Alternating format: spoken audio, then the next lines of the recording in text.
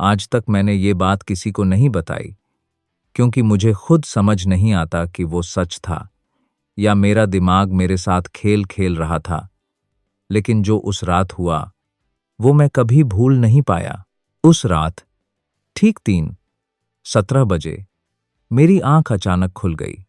ऐसा लगा जैसे किसी ने मेरे कान के बिल्कुल पास आकर धीरे से फुसफुसाया हो, पीछे मत देखना। मेरे कमरे में बिल्कुल सन्नाटा था, पंखा भी बंद था और खिड़की से आती ठंडी हवा में एक अजीब सी गंध घुली हुई थी, जैसे गीली मिट्टी और कुछ सड़ा हुआ। मैंने सोचा शायद सपना था, लेकिन फिर वही आवाज दोबारा आई, इस बार और भी साफ, पीछे मत देखना। मेरा गला सूख गया।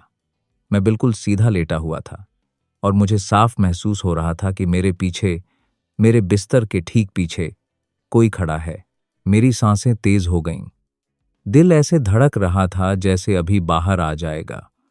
मैं चाहता था कि मैं पलटकर देखूं, लेकिन पता नहीं क्यों उस आवाज में कुछ ऐसा था जिसने मुझे जकड़ लिया। और फिर मैंने गलती कर दी। मैंने धीरे धीरे अपना सिर घुमाया और जो मैंने देखा वो मैं आज तक भूल नहीं पाया। लेकिन उससे पहले तुम्हें ये जानना जरूरी है कि मैं उस घर में आया कैसे। मैं दिल्ली में नौकरी करता था, एक प्राइवेट कंपनी में। जिंदगी बिल्कुल नॉर्मल चल रही थी। 9 से 5 की जॉब, कभी कभी दोस्तों के साथ बाहर जाना और फिर घर आकर सो जाना। लेकिन एक दिन मुझे अचानक ट्रांसफर मिल गया। जगह थी उत्तराखंड का एक छोटा सा कस्बा। नाम शायद तुमने भी नहीं सुना होगा। पहले तो मैंने मना करने की कोशिश की, लेकिन मजबूरी थी। नौकरी छोड़ना ऑप्शन नहीं था। जब मैं वहां पहुंचा तो पहली चीज जो मुझे अजीब लगी वो थी वहां की खामोशी। शहर की तरह शोर नहीं था, हॉर्न नहीं, लोगों की भीड़ नहीं, बस ठंडी हवा और हर तरफ पेड़। मैंने एक छोटा सा घर किराए पर लिया, कस्बे से थोड़ा दूर, क्योंकि वो सस्ता था। घर पुराना था, लकड़ी के दरवाजे और फर्श जो चलते समय हल्की आवाज करता था। मकान मालिक ने मुझे चाबी देते हुए बस एक बात कही, रात में खिड़कियां बंद रखना और अगर कुछ अजीब लगे तो ध्यान मत देना। मैं हंस पड़ा। मुझे लगा वो मजाक कर रहा है। पहले 2 दिन सब ठीक रहा। मैं ऑफिस जाता, शाम को लौटता, खाना बनाता और सो जाता। लेकिन तीसरे दिन कुछ बदल गया। उस रात मैं सोने ही वाला था कि अचानक ऊपर छत से कुछ घिसटने की आवाज आई, जैसे कोई भारी चीज धीरे धीरे खिसक रही हो। मैंने सोचा शायद कोई जानवर होगा या हवा की वजह से कुछ हिल रहा होगा, लेकिन आवाज बंद नहीं हुई। मैंने मोबाइल की टॉर्च ऑन की और धीरे धीरे सीढ़ियों की तरफ बढ़ा। जैसे ही मैंने पहला कदम रखा, आवाज अचानक बंद हो गई। पूरा घर एकदम शांत हो गया, इतना शांत कि मुझे अपनी ही सांसें सुनाई दे रही थीं। मैंने खुद को समझाया, कुछ नहीं है, बस वहम है, और वापस कमरे में आ गया। लेकिन उस रात मुझे नींद नहीं आई। अगले दिन ऑफिस में भी मेरा ध्यान काम में नहीं लग रहा था। बार बार वही आवाज दिमाग में घूम रही थी। शाम को जब मैं वापस घर आया तो दरवाजा थोड़ा सा खुला हुआ था। मैंने तो जाते समय उसे अच्छे से बंद किया था। मेरा दिल हल्का सा धड़का, लेकिन मैंने खुद को फिर समझाया, शायद ठीक से लॉक नहीं हुआ होगा। मैं अंदर गया। सब कुछ नॉर्मल था, लेकिन जैसे ही मैं अपने कमरे में पहुंचा, कमरे में ठंड पहले से ज्यादा थी और वही गंध, गीली मिट्टी और सड़े हुए जैसी। उस रात मैंने जल्दी सोने का फैसला किया, लेकिन जैसे ही मैंने लाइट बंद की, मुझे ऐसा लगा जैसे कोई मेरे बिस्तर के नीचे चल रहा हो। धीरे धीरे, बहुत धीरे। मैंने हिम्मत करके नीचे झांकने की कोशिश की, लेकिन अंधेरा इतना था कि कुछ दिखा नहीं। मैंने खुद को कंबल में लपेट लिया और आंखें बंद कर लीं। तभी अचानक मेरे कान के पास कोई फुसफुसाया, तुमने सुना नहीं? पीछे मत देखना। मैं झटके से उठ बैठा। कमरा खाली था। दरवाज़ा बंद, खिड़की बंद, कोई नहीं। उस पल मुझे पहली बार डर लगा, असल वाला डर। मैंने पूरी रात लाइट ऑन रखी और किसी तरह सुबह होने का इंतज़ार किया। अगले दिन मैंने मकान मालिक को फ़ोन किया। मैंने उससे पूछा, इस घर में पहले कोई रहता था क्या? वो कुछ सेकंड चुप रहा, फिर बोला, हाँ, एक आदमी था, अकेला रहता था। फिर वो एक रात गायब हो गया। मेरे हाथ से फ़ोन लगभग छूट गया। गायब मतलब? किसी को नहीं पता, बस उसका कमरा खाली मिला और दरवाज़ा अंदर से बंद था। मैंने फ़ोन काट दिया। अब सब कुछ थोड़ा थोड़ा समझ आने लगा था, लेकिन फिर भी मैं खुद को समझा रहा था कि ये सब बस संयोग है। उस रात मैंने तय किया कि मैं डरूंगा नहीं। मैंने खाना खाया, मोबाइल पर वीडियो देखा और सोने की कोशिश की। लेकिन जैसे ही घड़ी ने 3 बजाए, कमरे का तापमान अचानक गिर गया और फिर ठीक 3:17 पर वही आवाज़ आई, पीछे मत देखना। इस बार आवाज़ में गुस्सा था, चेतावनी थी और कुछ ऐसा जो इंसानी नहीं था। मैं बिल्कुल सीधा लेटा हुआ था और मुझे साफ महसूस हो रहा था कि मेरे पीछे कोई खड़ा है। उसकी सांसें ठंडी और भारी मेरे गर्दन के पास महसूस हो रही थीं। मेरे हाथ पैर जैसे जम गए थे। मैं चिल्लाना चाहता था, लेकिन आवाज़ नहीं निकल रही थी। वो फिर बोला, अगर देखा तो वापस नहीं जा पाओगे। मेरे दिमाग में 1000 सवाल घूम रहे थे, लेकिन शरीर ने जैसे जवाब देना बंद कर दिया था। और तभी मुझे अपने बिस्तर के पीछे फर्श पर किसी के नंगे पैरों की आहट सुनाई दी। धीरे धीरे वो मेरे बिल्कुल पास आ रहा था। मेरी आंखों से आंसू निकलने लगे, लेकिन मैं हिल भी नहीं पा रहा था। और फिर एक ठंडी उंगली मेरी गर्दन को छू गई। उस पल मुझसे रहा नहीं गया। मैंने अपनी सारी हिम्मत जुटाई और धीरे धीरे अपना सिर पीछे घुमाना शुरू किया। और जैसे ही मैंने देखा, मेरा दिल रुक गया, क्योंकि जो मेरे पीछे खड़ा था वो मैं ही था, लेकिन उसका चेहरा पूरी तरह काला था और उसकी आंखें सीधे मुझे देख रही थीं और वो मुस्कुरा रहा था, ऐसे जैसे वो मेरा इंतजार कर रहा था। उसने धीरे से कहा, अब तुम भी नहीं जा पाओगे। और उसी पल कमरे की लाइट अपने आप बंद हो गई। और फिर जो हुआ वो मैं तुम्हें अगले हिस्से में बताऊंगा, क्योंकि शायद तुम उसे सुनने के लिए तैयार नहीं हो। लाइट जैसे ही बंद हुई, पूरा कमरा एकदम अंधेरे में डूब गया। ऐसा अंधेरा जिसमें तुम्हें अपना हाथ तक दिखाई ना दे, लेकिन फिर भी तुम्हें महसूस हो कि तुम अकेले नहीं हो। मेरी सांसें बेकाबू हो चुकी थीं। दिल इतनी तेज धड़क रहा था कि लग रहा था अभी फट जाएगा। मैंने तुरंत पीछे से हटने की कोशिश की, लेकिन मेरा शरीर जैसे सुन्न हो गया था। और फिर उसी अंधेरे में वो आवाज़ फिर आई। मैंने मना किया था, पीछे मत देखना। इस बार उसकी आवाज़ बिल्कुल मेरे जैसी थी। मैं जड़ हो गया, क्योंकि जो अभी मेरे पीछे खड़ा था वो कोई और नहीं, मैं ही था, या मेरा कोई और रूप। अचानक कमरे में हल्की सी खरोंचने की आवाज़ गूंजने लगी, जैसे कोई नाखून से दीवार पर कुछ लिख रहा हो। धीरे धीरे वो आवाज़ तेज होने लगी, खर खर खर। मैंने हिम्मत करके मोबाइल उठाया और टॉर्च ऑन करने की कोशिश की, लेकिन स्क्रीन अपने आप ऑन ऑफ होने लगी, जैसे कोई उसे कंट्रोल कर रहा हो। और फिर 1 सेकंड के लिए टॉर्च जली, बस 1 सेकंड। लेकिन उस 1 सेकंड में मैंने जो देखा, मेरी रीढ़ की हड्डी तक ठंडी हो गई। दीवार पर मेरे पीछे कोई खड़ा था। वो झुका हुआ था, उसकी गर्दन टेढ़ी थी और उसका चेहरा मेरे चेहरे जैसा ही था, लेकिन उसकी आंखें पूरी तरह काली। और वो दीवार पर कुछ लिख रहा था।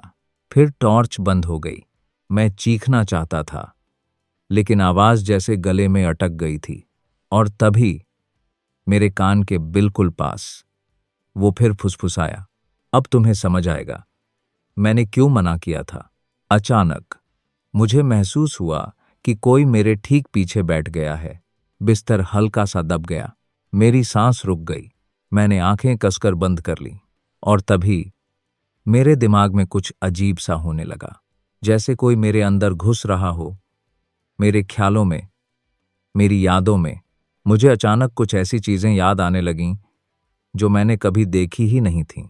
एक आदमी इसी कमरे में अकेला बैठा हुआ, वो बार बार पीछे मुड़कर देख रहा है, डरा हुआ, पसीने में भीगा हुआ। फिर वही आवाज, पीछे मत देखना। लेकिन वो आदमी मेरी तरह नहीं मानता। वो पीछे देखता है और फिर वो चीखता है, इतनी जोर से कि उसकी आवाज पूरे घर में गूंज जाती है। मैंने अपनी आंखें खोल दी। मैं अब भी उसी कमरे में था, लेकिन कुछ अलग था। मुझे ऐसा लग रहा था जैसे मैं सिर्फ देख नहीं रहा, बल्कि वो सब महसूस भी कर रहा हूं, जैसे मैं वही आदमी बन गया हूं।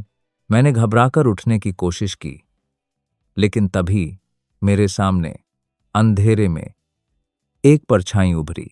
धीरे धीरे वो साफ होने लगी और फिर मैंने खुद को देखा।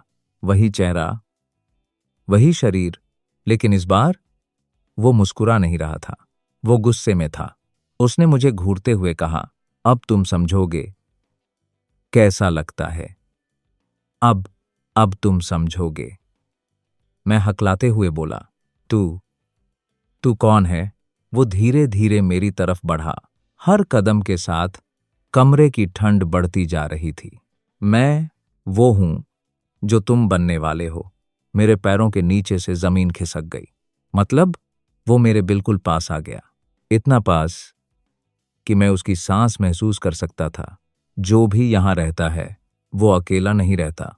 मेरे गले से आवाज नहीं निकल रही थी।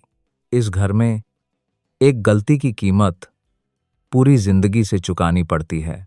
अचानक उसने अपना हाथ मेरे सिर पर रखा, ठंडा, बर्फ जैसा ठंडा, और उसी पल मेरे दिमाग में एक के बाद एक तस्वीरें चलने लगीं। वो आदमी जो पहले यहां रहता था, उसने भी वही सुना था, पीछे मत देखना, लेकिन उसने भी मेरी तरह पीछे देख लिया। और उसके बाद वो कभी इस घर से बाहर नहीं जा पाया, क्योंकि उसकी जगह कुछ और आ गया था। मैंने घबराकर उसका हाथ हटाने की कोशिश की, लेकिन मेरी ताकत जैसे खत्म हो चुकी थी। नहीं, ये नहीं हो सकता, मैं बड़बड़ाया। वो हंसा, धीरे, ठंडी हंसी। हो चुका है। अचानक कमरे की दीवारें हिलने लगीं, जैसे घर सांस ले रहा हो। फर्श से, दरारों के बीच से काली काली उंगलियां बाहर आने लगीं। वो धीरे धीरे मेरी तरफ बढ़ रही थीं। मैंने पूरी ताकत लगाकर खुद को खींचा और बिस्तर से नीचे गिर गया। जैसे ही मैं जमीन पर गिरा, सब कुछ एक सेकंड के लिए रुक गया। पूरा कमरा शांत हो गया।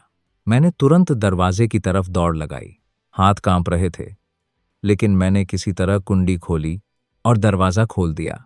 बाहर ठंडी हवा चल रही थी। मैं बिना पीछे देखे भागने लगा।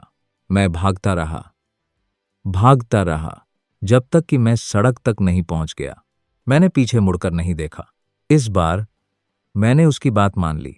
सुबह होने तक मैं वहीं बैठा रहा, डरा हुआ, कांपता हुआ और पूरी तरह टूटा हुआ।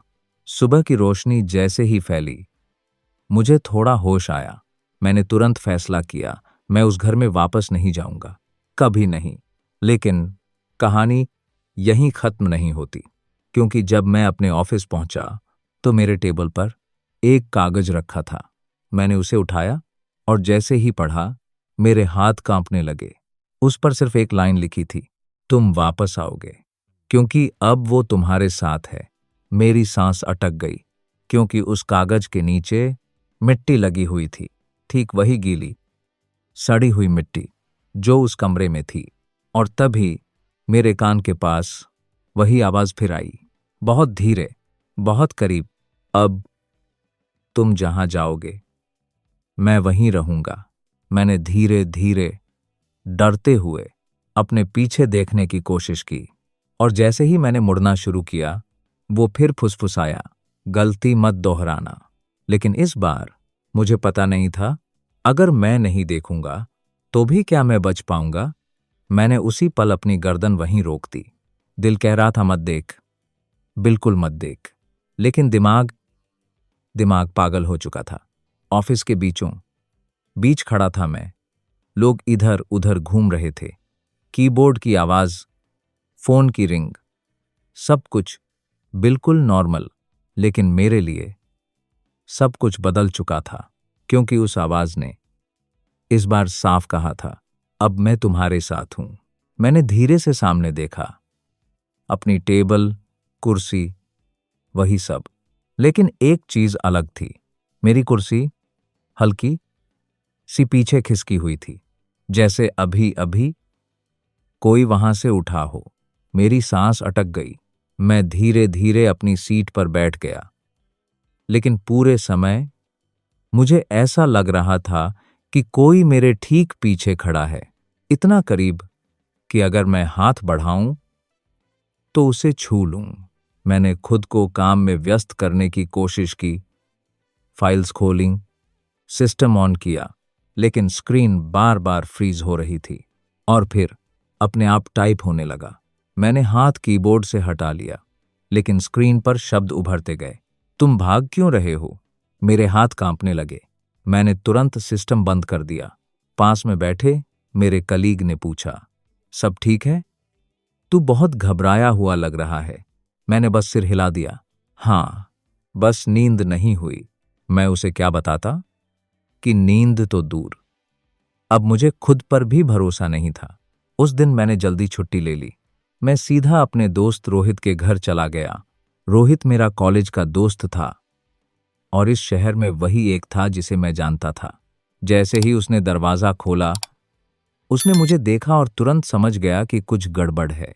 क्या हुआ भाई? तू ऐसा क्यों लग रहा है? मैं अंदर आया और बिना कुछ छुपाए उसे सब बता दिया। घर, आवाज, पीछे मत देखना, वो दूसरा मैं, सब कुछ। वो कुछ देर तक चुप रहा, फिर हंसने की कोशिश की। देख, तू बहुत स्ट्रेस में है। नया शहर, नया घर, दिमाग खेल रहा है तेरे साथ। मैंने उसकी आंखों में देखा। अगर ये सब दिमाग है तो ये क्या है? मैंने जेब से वो कागज निकाला और उसके सामने रख दिया। उसने पढ़ा, फिर कागज पलटकर देखा। उसका चेहरा धीरे धीरे बदलने लगा। ये मिट्टी? मैंने सिर हिलाया। वही है। रोहित अब चुप था। पहली बार उसके चेहरे पर भी डर साफ दिख रहा था। तू आज यहीं रुक, अकेले मत जा। मैंने बिना सोचे हाँ कह दी। उस रात मैं उसके घर के गेस्ट रूम में सोया। मैंने सोचा, शायद अब सब ठीक हो जाएगा। शायद वो चीज उस घर तक ही सीमित थी। लेकिन मैं गलत था, बहुत गलत। रात के करीब 2:45 बजे मेरी आंख खुली। कमरा अंधेरा था, लेकिन यहां वो गंध नहीं थी, वो ठंड नहीं थी। मैंने राहत की सांस ली। शायद सब खत्म हो गया, मैंने खुद से कहा। लेकिन तभी कमरे के कोने से हल्की सी आवाज आई। ठक ठक ठक, जैसे कोई दीवार पर उंगली मार रहा हो। मैंने ध्यान से सुना। आवाज धीरे धीरे पास आने लगी। ठक ठक ठक। अब वो मेरे बिस्तर के ठीक पीछे थी। मेरी सांसें फिर तेज हो गईं। मैंने खुद को समझाया, नहीं, ये नहीं हो सकता, ये यहां नहीं आ सकता। लेकिन फिर वही फुसफुसाहट। घर बदलने से चीजें नहीं बदलती। मेरे पूरे शरीर में सिहरन दौड़ गई। मैंने तुरंत उठकर लाइट ऑन करनी चाहिए, लेकिन स्विच काम नहीं कर रहा था। कमरा फिर से उसी अंधेरे में डूब गया और फिर बिस्तर धीरे धीरे दबने लगा, जैसे कोई मेरे पीछे बैठ रहा हो। मैंने आंखें बंद कर लीं और खुद को रोका। पीछे मत देखना, पीछे मत देखना। मैं बार बार खुद से यही कह रहा था। लेकिन तभी मेरे सामने दीवार पर एक परछाई दिखी। मेरी नहीं, उसकी। वो मेरे पीछे बैठा था और उसकी परछाई सामने दीवार पर पड़ रही थी। धीरे धीरे वो परछाई हिलने लगी।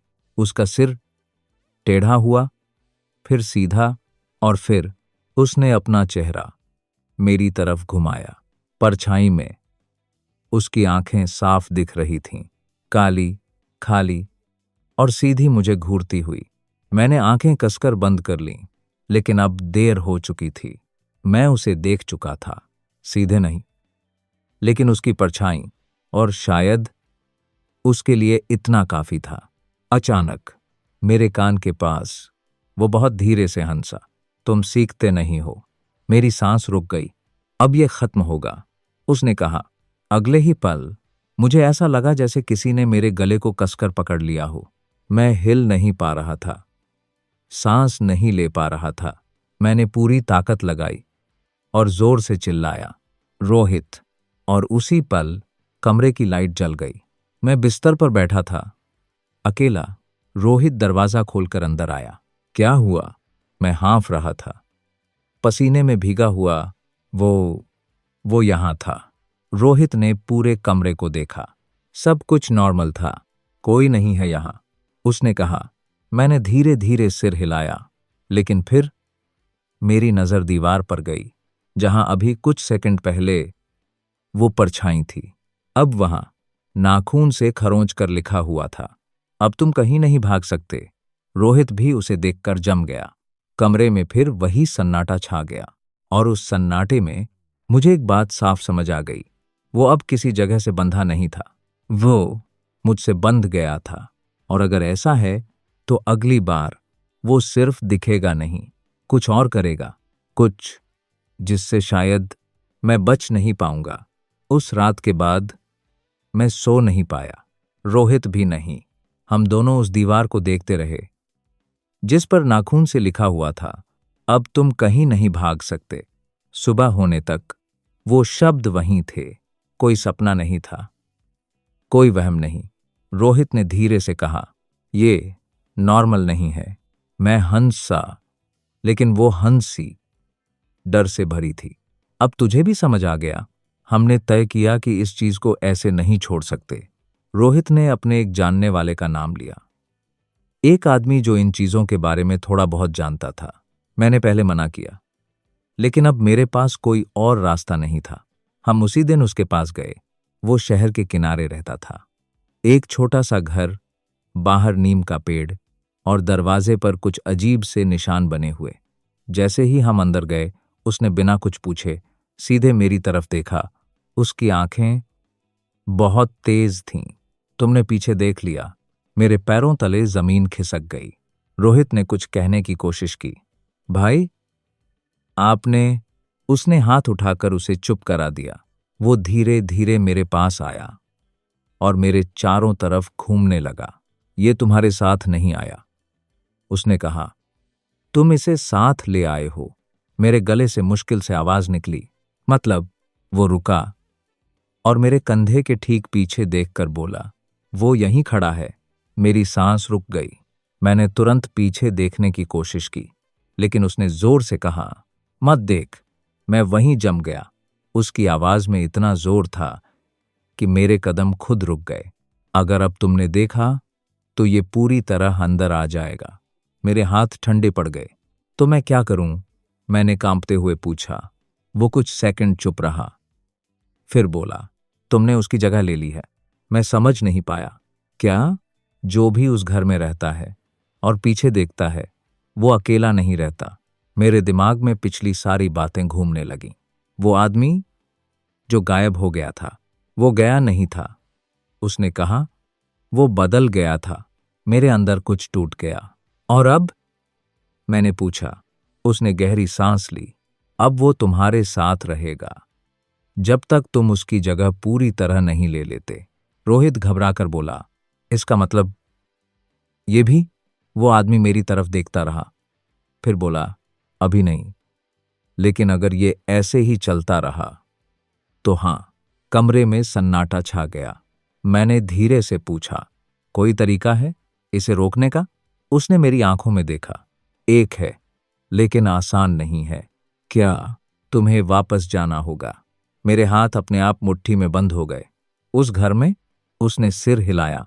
जहां से ये शुरू हुआ वहीं खत्म होगा। मेरे अंदर से आवाज आई, नहीं, लेकिन मैं जानता था मेरे पास कोई और ऑप्शन नहीं है। उसने आगे कहा, आज रात ठीक 3:17 पर यह सबसे कमजोर होगा। मैंने धीरे से पूछा, फिर? तुम्हें इसका सामना करना होगा। लेकिन इस बार वो थोड़ा झुका और मेरी आंखों में देखते हुए बोला, पीछे नहीं देखना है। मेरी सांस भारी हो गई। अगर तुमने इस बार भी देखा तो तुम नहीं रहोगे। हम वहां से निकल गए। पूरा रास्ता मैं चुप था।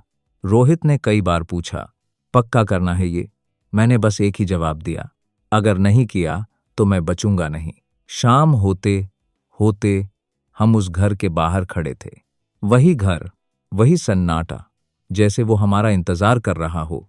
दरवाजा थोड़ा सा खुला हुआ था। मैंने उसे हाथ से धक्का दिया। दरवाजा अपने आप चरमराता हुआ खुल गया। अंदर वही ठंडी हवा, वही सड़ी हुई गंध। मेरे कदम अपने आप धीमे हो गए। हर चीज वैसी ही थी जैसे मैंने छोड़ी थी, लेकिन एक फर्क था। अब मुझे हर कोने में उसकी मौजूदगी महसूस हो रही थी, जैसे वो हर जगह है। घड़ी ने 3 बजने का इशारा दिया। मेरी धड़कन तेज हो गई। मैं अपने कमरे में गया और बिस्तर पर बैठ गया। रोहित बाहर ही रुक गया।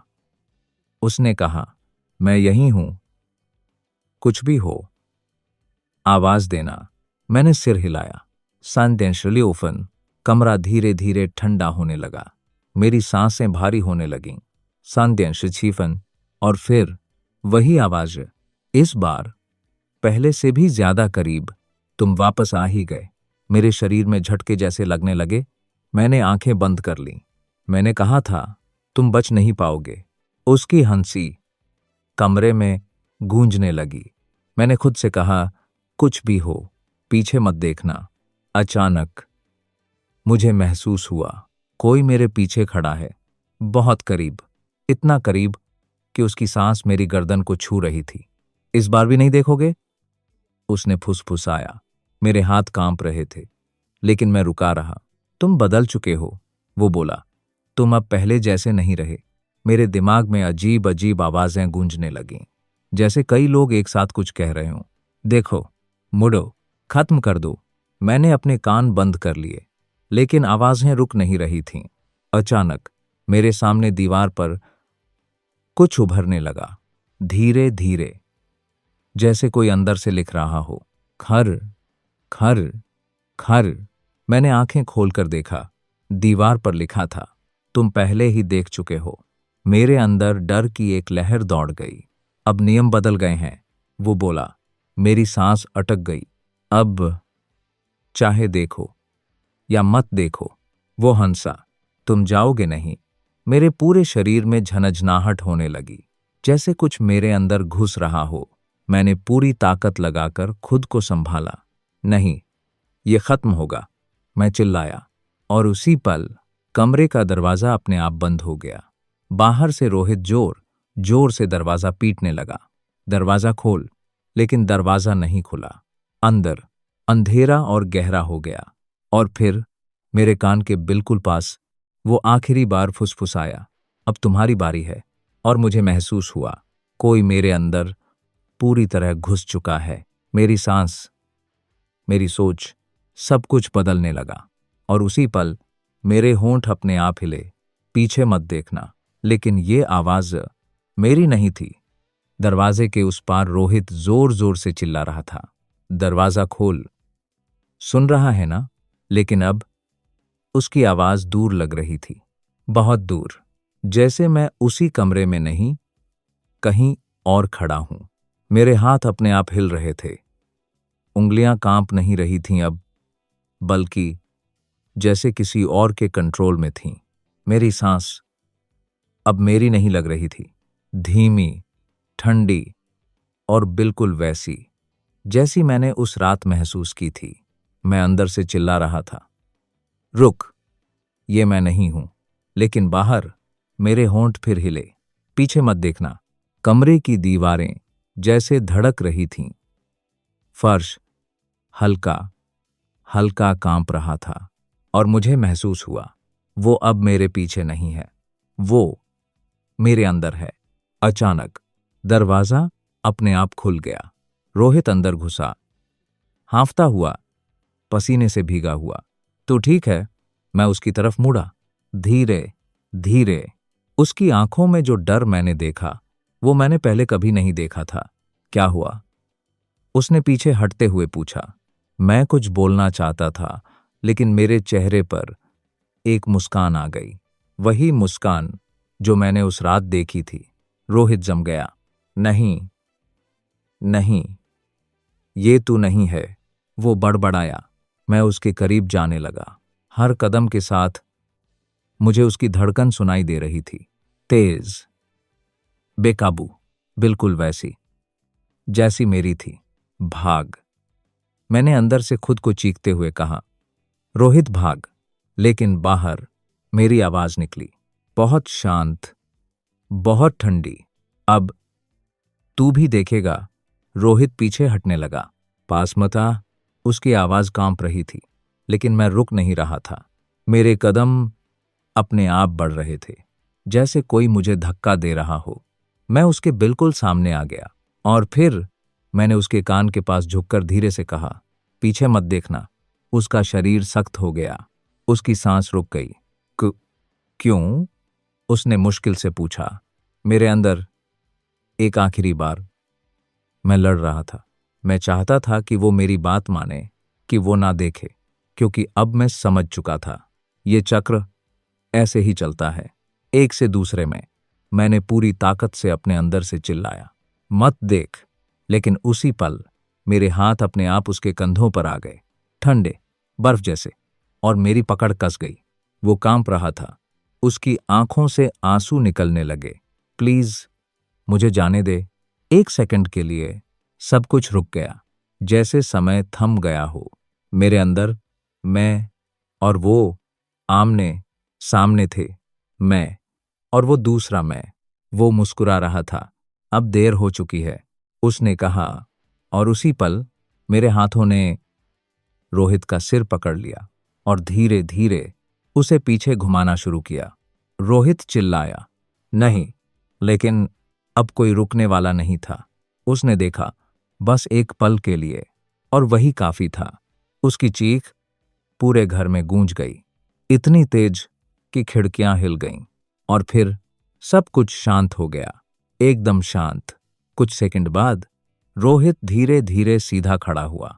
उसकी सांसें अब नॉर्मल थीं, उसका चेहरा बिल्कुल खाली, और फिर वो मुस्कुराया। मैं पीछे हट गया। इस बार मैं आजाद था।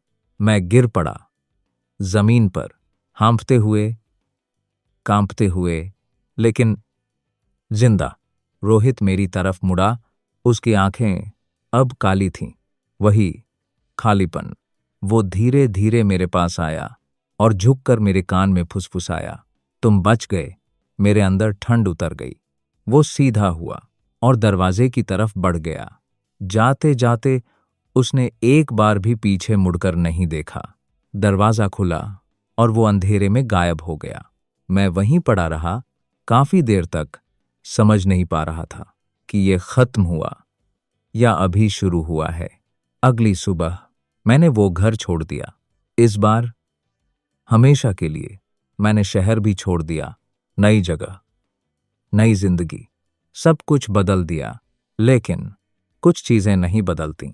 आज इतने सालों बाद मैं ये कहानी तुम्हें सुना रहा हूं, क्योंकि कल रात ठीक 3:17 पर मेरी आंख खुली, कमरा अंधेरा था, और वही गंध, वही ठंडी हवा, और फिर मेरे कान के पास बहुत धीरे, बहुत करीब किसी ने फुसफुसाया, तुमने सोचा ये खत्म हो गया?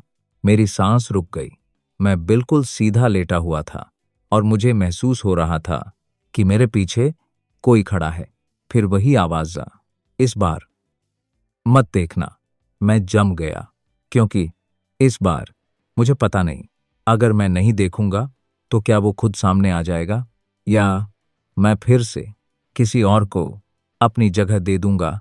अगर तुम ये सुन रहे हो तो एक बात याद रखना, रात के 3:17 पर अगर कभी तुम्हें भी कोई ये कहे पीछे मत देखना, तो कभी मत देखना, क्योंकि शायद मैं तुम्हारे पीछे ही खड़ा हूं।